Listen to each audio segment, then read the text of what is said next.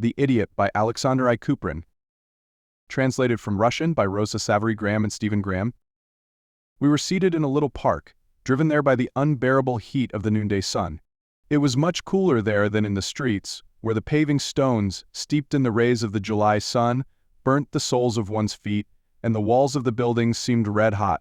The fine scorching dust of the roadway did not penetrate through the close border of leafy old limes and spreading chestnuts, the latter with their long upright pyramids of rosy flowers looking like gigantic imperial candelabra. The park was full of frolicsome, well-dressed children, the older ones playing with hoops and skipping ropes, chasing one another or going together in pairs, their arms entwined as they walked about with an air of importance, stepping quickly upon the sidewalk. The little ones played at choosing colors, my lady sent me 100 rubles, and king of the castle. And then a group of all the smallest ones gathered together on a large heap of warm yellow sand, molding it into buckwheat cakes and Easter loaves. The nurses stood round in groups, gossiping about their masters and mistresses. The governesses sat stiffly upright on the benches, deep in their reading or their needlework. Suddenly the children stopped their playing and began to gaze intently in the direction of the entrance gate. We also turned to look. A tall bearded peasant was wheeling in before him a bath chair, in which sat a pitiful, helpless being, a boy of about 18 or 20 years, with a flabby pale face, thick, wet, crimson-hanging lips, and the appearance of an idiot. The bearded peasant pushed the chair past us and disappeared down a side path. I noticed as he passed that the enormous sharp-pointed head of the boy moved from side to side, and that at each movement of the chair it fell towards his shoulder or dropped helplessly in front of him. "Poor man," exclaimed my companion in a gentle voice. I heard such deep and sincere sympathy in his words that I involuntarily looked at him in astonishment. I had known Zemina for a long time. He was a strong, good-natured, jolly, virile type of man serving in one of the regiments quartered in our town. To tell the truth, I shouldn't have expected from him such sincere compassion towards a stranger's misfortune. "Poor, of course he is, but I shouldn't call him a man," said I, wishing to get into conversation with Zemina. "Why wouldn't you?" asked he in his turn. "Well, it's difficult to say. But surely it's clear to everybody. An idiot has none of the higher impulses and virtues which distinguish man from the animal, no reason or speech or will. A dog or a cat possesses these qualities in a much higher degree." But Zemina interrupted me. "Pardon me, please," said he.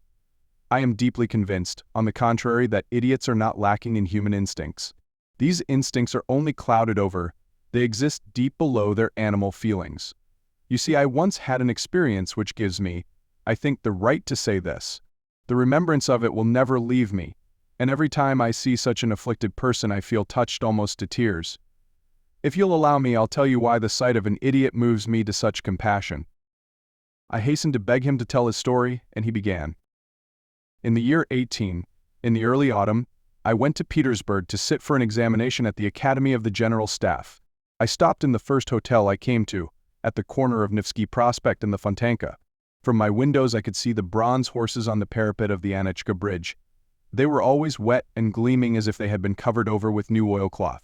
I often drew them on the marble window seats of my room.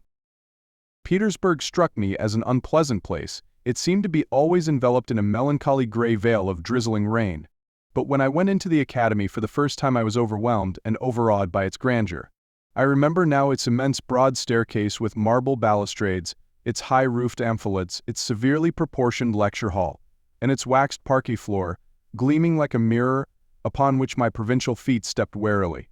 There were 400 officers there that day. Against the modest background of green Armenian uniforms, there flashed the clattering swords of the cuirassiers, the scarlet breasts of the lancers, the white jackets of the cavalry guards, waving plumes, the gold of eagles on helmets, the various colors of facings, the silver of swords. These officers were all my rivals, and as I watched them in pride and agitation I pulled at the place where I supposed my moustache would grow by and by, when a busy colonel of the general staff, with his portfolio under his arm, hurried past us. We shy-foot soldiers stepped on one side with reverent awe. The examination was to last over a month. I knew no one in all Petersburg, and in the evening, returning to my lodging, I experienced the dullness and wearisomeness of solitude. It was no good talking to any of my companions. They were all immersed in signs and tangents. in the qualities determining good positions for a battleground, in calculations about the declination of a projectile. Suddenly I remembered that my father had advised me to seek out in Petersburg our distant relative, Aleksandra Ivanovna Gracheva, and go and visit her. I got a directory, found her address, and set out for a place somewhere on the Gorokhovaya. After some little difficulty I found Aleksandra Ivanovna's room. She was living in her sister's house. I opened the door and stood there, hardly seeing anything at first. A stout woman was standing with her back to me, near the single small window of dull green glass. She was bending over a smoky paraffin stove. The room was filled with the odor of paraffin and burning fat. The woman turned round and saw me, and from a corner a barefooted boy, wearing a loose belted blouse, jumped up and ran quickly towards me. I looked closely at him, and saw at once that he was an idiot. And, though I did not recoil before him, in reality there was a feeling in my heart like that of fear. The idiot looked unintelligently at me, uttering strange sounds, something like "Orly, Orly, Orly." "Don't be afraid, he won't touch it," said the woman to the idiot, coming forward. And then to me, "What can I do for you?" she added. I gave my name and reminded her of my father. She was glad to see me. Her face brightened up. She exclaimed in surprise, and began to apologize for not having the room in order. The idiot boy came closer to me, and cried out more loudly, "Orly, Orly." "This is my boy, he's been like that from birth," said Aleksandra Ivanovna with a sad smile. "What of it? It's the will of God. His name is Stepan." Hearing his name, the idiot cried out in a shrill, bird-like voice, "Stepan."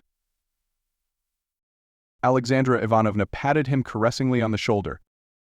"Yes, yes, Stepan, Stepan. You see, he guessed we were speaking about him, and so he introduced himself." "Papan," cried the idiot again, turning his eyes first on his mother, and then on me. In order to show some interest in the boy, I said to him, "How do you do, Stepan?" and took him by the hand. It was cold, puffy, lifeless. I felt a certain aversion, and only out of politeness went on. "I suppose he's about 16. "Oh no," answered the mother. "Everybody thinks he's about 16, but he's over 29. His beard and moustache have never grown." We talked together. Aleksandra Ivanovna was a quiet, timid woman weighed down by need and misfortune. Her sharp struggle against poverty had entirely killed all boldness of thought in her, and all interest in anything outside the narrow bounds of this struggle.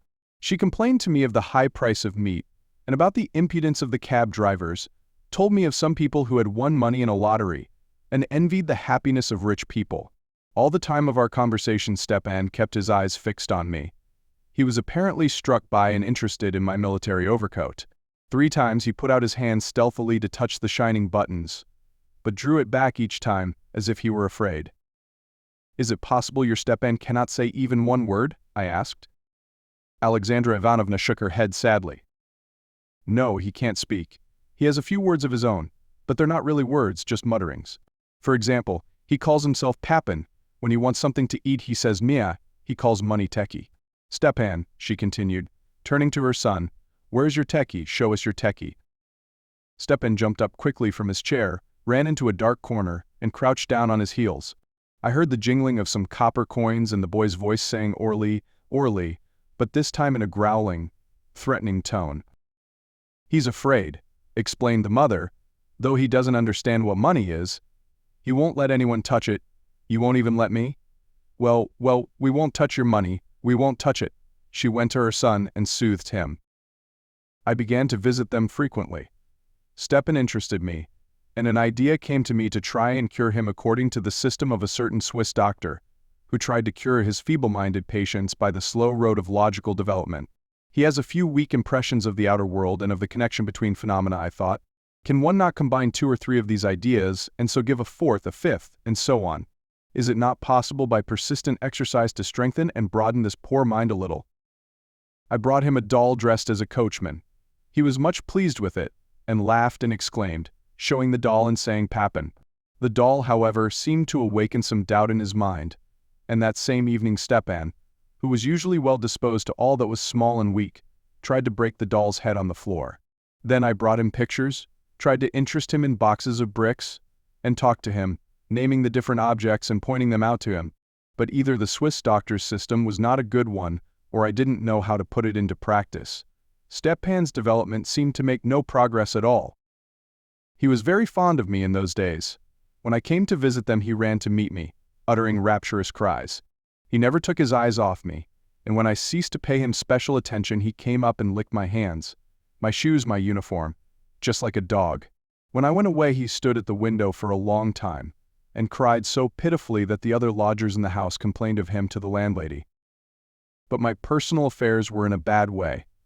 I failed at the examination, failed unusually badly in the last but one examination in fortifications.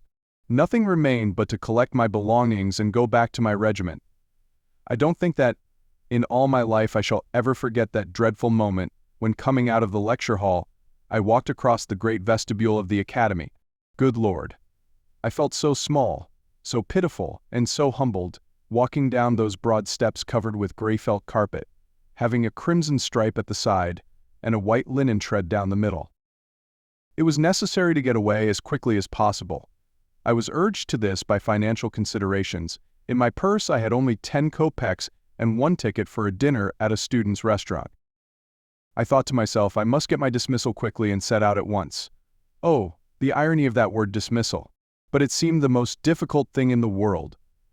From the chancellor of the academy I was sent to the general staff, thence to the commandant's office, then to the local intendant, then back to the academy, and at last to the treasury. All these places were open only at special times, some from 9 to 12, some from 3 to 5. I was late at all of them, and my position began to appear critical. When I used my dinner ticket, I had thoughtlessly squandered my 10 kopecks also. Next day, when I felt the pangs of hunger, I resolved to sell my textbooks. Thick Baron Bigot, adapted by Bremaker, bound, I sold for 25 kopecks, Professor Lopko for 20, solid General Durup no one would buy. For 2 days I was half starved. On the third day there only remained to me 3 kopecks. I screwed up my courage and went to ask a loan from some of my companions, but they all excused themselves by saying there was a Torricellian vacuum in their pockets, and only one acknowledged having a few rubles, but he never lent money. As he explained, with a gentle smile, loan oft loses both itself and friend, as Shakespeare says in one of his immortal works. 3 kopecks. I indulged in tragic reflections. Should I spend them all at once on a box of 10 cigarettes, or should I wait until my hunger became unbearable, and then buy bread? How wise I was to decide on the latter. Towards evening I was as hungry as Robinson Crusoe on his island, and I went out onto the Nevsky Prospect. 10 times I passed and repassed Filipov's the baker's, devouring with my eyes the immense loaves of bread in the windows. Some had yellow crusts, some red, and some were strewn with poppy seed. At last I resolved to go in. Some schoolboys stood there eating hot pies, holding them in scraps of gray greasy paper. I felt a hatred against them for their good fortune. "What would you like?" asked the shopman. I put on an indifferent air and answered superciliously, "Cut me off a pound of black bread." I was far from being at my ease while the man skillfully cut the bread with his broad knife. And suddenly I thought to myself, suppose it's more than 2.5 kopecks a pound. What shall I do if the man cuts it overweight?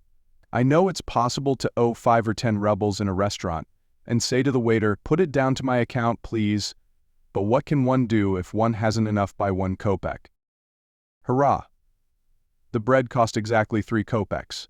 I shifted about from one foot to another while it was being wrapped up in paper. As soon as I got out of the shop and felt in my pocket the soft warmth of the bread, I wanted to cry out for joy and begin to munch it, as children do those crusts which they steal from the table after a long day's romping to eat as they lie in their beds. And I couldn't restrain myself. Even in the street I thrust into my mouth 2 large tasty morsels. Yes, I tell you all this in almost a cheerful tone, but I was far from cheerful then. Add to my torture of hunger the stinging shame of failure, the near prospect of being the laughingstock of my regimental companions, the charming amiability of the official on whom depended my cursed dismissal. I tell you frankly, in those days I was face to face all the time with the thought of suicide. Next day my hunger again seemed unbearable. I went along to Alexandra Ivanovna. As soon as Stepan saw me, he went into an ecstasy. He cried out, jumped about me, and licked my coat sleeve. When at length I sat down, he placed himself near me on the floor and pressed up against my legs. Alexandra Ivanovna was obliged to send him away by force. It was very unpleasant to have to ask a loan from this poor woman, who herself found life so difficult, but I resolved I must do so. "Alexandra Ivanovna," said I, "I've nothing to eat. Lend me what money you can, please." She wrung her hands. "My dear boy, I haven't a kopeck. Yesterday I pawned my brooch. Today I was able to buy something in the market, but tomorrow I don't know what I shall do." "Can't you borrow a little from your sister?" I suggested. Alexandra Ivanovna looked round with a frightened air and whispered, almost in terror, "What are you saying? What? Don't you know I live here on her charity? No, we'd better think of some other way of getting it." But the more we thought, the more difficult it appeared. After a while we became silent. Evening came on, and the room was filled with a heavy, wearisome gloom. Despair and hate and hunger tortured me. I felt as if I were abandoned on the edge of the world, alone and humiliated. Suddenly something touched my side. I turned. It was Stepan. He held out to me on his palm a little pile of copper money and said, "Takey, tekey, tekey." I did not understand. Then he threw his money onto my knee, called out once more, "Tekey," and ran off into his corner. Well, why should I hide it? I wept like a child, sobbed out long and loudly. Alexandra Ivanovna wept also, out of pity and tenderness, and from his far corner Stepan uttered his pitiful, unmeaning cry of "Orly, Orly, Orly." When I became quieter, I felt better. The unexpected sympathy of the idiot boy had suddenly warmed and soothed my heart, and shown me that it is possible to live, and that one ought to live, as long as there is love and compassion in the world. That is why, concluded Zimina, finishing his story, that is why I pity all these unfortunates, and why I can't deny that they are human beings. Yes, and by the way, his sympathy brought me happiness. Now I'm very glad I didn't become a moment. That's our nickname for the officers of the General Staff. Since that time I have had a full and broad life, and promises to be as full in the future. I'm superstitious about it.